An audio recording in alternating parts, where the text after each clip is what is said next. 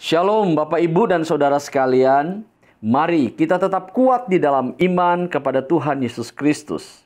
Tidak terasa sudah hampir 5 bulan kita tidak bertemu secara fisik. Kita berada dalam situasi yang sulit sejak merebaknya virus corona di negeri kita, Indonesia ini. Kini keadaan menjadi lain. Mulai dari anjuran pemerintah untuk stay at home, social distancing, atau selalu menggunakan masker atau perangkat protokol kesehatan yang lainnya, hingga kita kini memasuki new normal.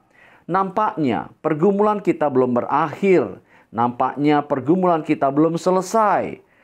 Justru dikatakan ada banyak persoalan yang timbul, dan ini sangat menyulitkan kita. Saudara, inilah dunia kita hari ini yang harus kita hadapi. Di dalam keadaan seperti ini, yang dibutuhkan adalah ketenangan, agar kita tidak kehilangan akal sehat kita di dalam menjalani kehidupan kita yang berat ini. Saudara-saudara, mari kita belajar dari murid-murid Tuhan Yesus ketika menghadapi pergumulan berat di dalam situasi yang sulit. Ketika Yesus dan murid-muridnya setelah mengajar, Yesus meminta mereka untuk pergi menyeberang ke Danau Galilea. Tiba di tengah, dikatakan angin sakal mulai bertiup kencang, membuat gelombang menjadi semakin besar dan menimbus perahu mereka. Dikatakan murid-murid mencoba sekuat tenaga untuk dapat mengeluarkan air itu supaya perahu mereka tidak tenggelam.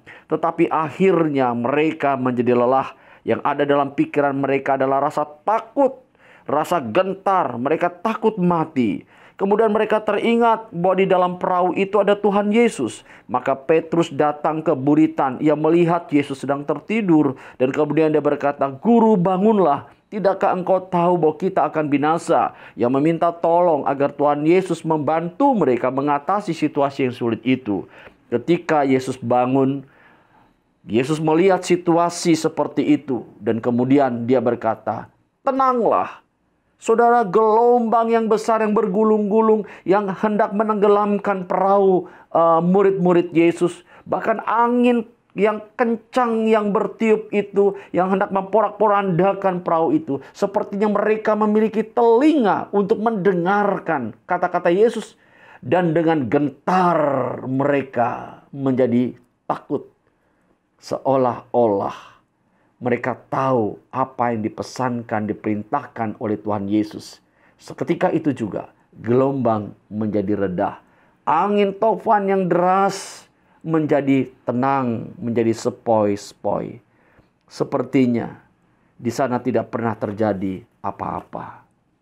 Saudara yang dikasihi oleh Tuhan Yesus Kristus, melihat situasi seperti ini, murid-murid merendahkan diri di hadapan Yesus dan berkata, "Tuhan, terima kasih." Saudara, dalam situasi sekarang ini, jangan kita menjadi takut dan panik untuk menghadapinya.